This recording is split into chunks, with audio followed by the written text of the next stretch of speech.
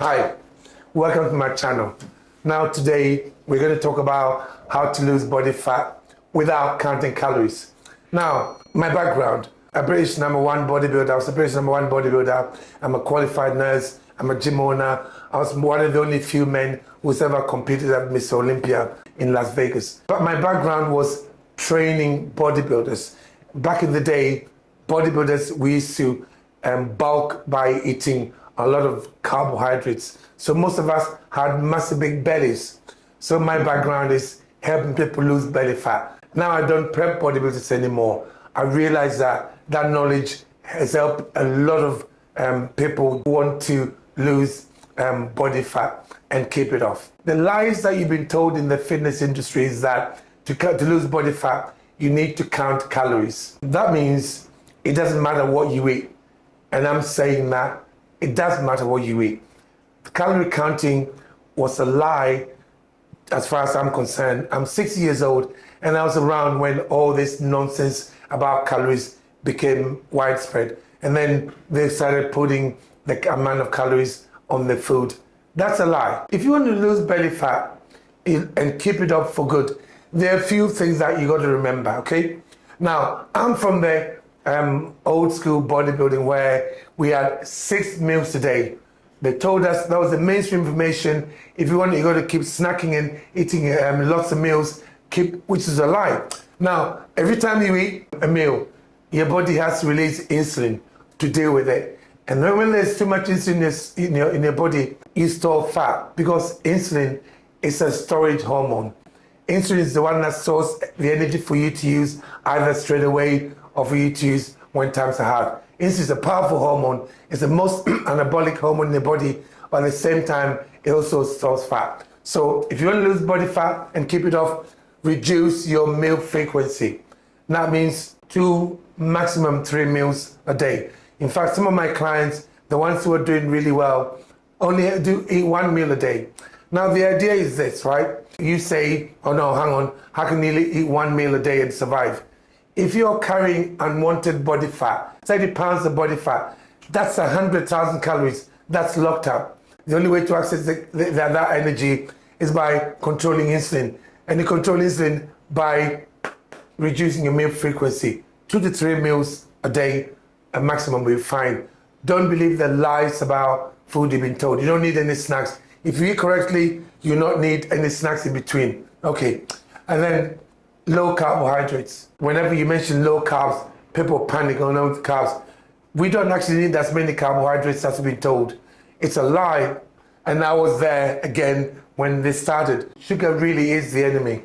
And carbohydrates, don't make a mistake of thinking that there's a difference between sugar, the sugar that you eat, and carbohydrates, because all carbohydrates are sugar molecules put together differently. If you eat a sweet potato, as soon as it touches your mouth, amylase, which is the enzyme in your saliva, will break it down straight away into its absorbable form, which is glucose. So guys, don't believe it. Keep your carbohydrate levels down. If you eat too many carbohydrates, your body will convert the glucose into fat, and you don't want that. Sugar, obviously, I mentioned it there. Keep sugar, whatever you buy, make sure that you read the label. If it's got sugar in it, leave it alone. Don't buy it, because sugar doesn't help you lose fat for good. Now, we talk about processed foods. Everything that we eat has to be processed to get to us. But the level of processing is what we're concerned about. Now, if you eat foods that are very highly processed, 9 out of 10 those foods contain no micronutrients. They're called non-foods. And what your body does with non-foods is that most of the non-foods that you eat is stored as body fat. So you're wasting your time. Always eat foods that are whole. When you buy the food, look at it. My rule is that you either buy the single ingredient food, whether you're an egg, an apple, banana, whatever you want to buy, it says that particular product. Or worse, maybe 2 or 3 ingredients, no more than that. The ultra-processed foods also contain things like emulsifiers, stabilizers, additives, colors, stuff that will interfere with your gut bacteria. And when you got food that interfere with the gut bacteria, it means your gut is not serving you right. If your gut is not serving you right, you're not absorbing what you're eating, so you're not going to be losing the belly fat. You may lose it, but you put it back on again. Now, only eat real food. Listen, my argument is this. If you go to the supermarket and you buy an egg, a whole egg, they've messed with it because they got to process it to get to you. So they feed the chickens with, some of the chickens don't even last, they don't last for days before they are killed and prepared for you. At the same time, they inject them with hormones and other drugs to keep them, just to yield more. Now, an egg is a single ingredient food. If you cannot trust them to make you a single ingredient food, then how can you trust them to make you a multiple ingredient food? Now, whenever you talk about stuff like that, somebody will say, oh no, come on, even an egg has ingredients. No, an egg has its chemical composition. There's a difference between ingredients that have been put together by man and then the chemical composition of a food item. And my rule is that until human beings are able to create another human being, everything that we make should be kept as often outside the body as often as possible. Now, high fat. Fat is your body's preferred energy. Think about it. If it wasn't, it wouldn't get carbohydrates and even some proteins and convert it into fat. Your body can only store a small teaspoon of sugar, glucose, in the blood the same at one go. As soon as you put the glucose in, your body has to get rid of it. That's how dangerous your body finds the carbs and the glucose. So fats are not the enemy. Fat has been vilified for years, all my life. Everywhere you went, low fat. And you got to think about it. How do they make a product low fat? If they take, let's say, cheese, for instance. The other day I saw cheese that says 90% less fat. How do you think they remove the fat from it? That's one question. How do they get the taste back to its original taste? By adding emulsifiers, chemicals, stabilizers, all the other stuff like fucking brakes and all that stuff that you think, hang on, you went to buy cheese. If you go to buy cheese, buy cheese. Why does it have to have all this other crap added to it? Now, high fat. Remember, the fats we're talking about here are whole food fats, like the olives and the avocados, the nuts. There are different types of nuts. And when you think about it, peanuts not a nut, cashew nuts not a nut. You want nuts like almonds, walnuts, pecans, macadamia. Those are what we call nuts. And those are the ones that are best for you. So remember, keep your fats high. Your body prefers fat. 1 gram of fat contains 9 calories. 1 gram of protein contains 4 calories. And 1 gram of carbohydrate contains 4 calories. So in effect, 1 gram of fat has more than twice the amount of calories. Guys, you got to listen because you're being lied to about fat. Fat is not the enemy. Anything low fat doesn't belong in the human body. Now, the next one is grains. I read somewhere that 60% of the world's calorie intake comes from 3 plants: rice, wheat, and corn. Most of those foods now are genetically modified, especially corn. The other thing is, when you talk about, let's say, wheat, the wheat that we got now has been hybridized so much that, in fact, it contains gluten. Now, gluten is something that is not good for us at all. We can't break it down properly. So when you eat foods that's high in gluten, even if you're not celiac or whatever, you don't have a gluten intolerance, the gluten is still not good for you because the gluten goes into and affects your small intestines, and your body can't digest it. It confuses it for bad or harmful bacteria. So it releases your immune response. Things like porridge, even porridge contains, I had lots of porridge when I was bodybuilding. I was wondering why all my knees were sore sometimes, inflammation. When you eat grains, most of the grains that we got now, the porridges and the wheats, they contain gluten. They are not good for us. Grains are not good for us. Stay away from grains. Now, the other thing is dairy. Now, every time you mention dairy, somebody says, oh no, we need some milk. Oat milk is sugar. Almond milk is sugar. Why do humans always want to drink milk? Milk, milk, milk. Listen, ditch the milk. Ditch the dairy products. The only dairy product that I would actually recommend is butter. The rest, I mean cheese, I limit cheese. What's it called? Milk. Milk is for baby cows. We decide to drink it. Now, even if you want to drink milk, get unpasteurized milk, because the pasteurized milk that you get in the shops, they heat it up to certain temperatures. That means that they kill all the bacteria, they kill the enzymes, destroy the proteins, and then we're drinking it. I've got milk that I've got in my fridge. It lasted 3 weeks.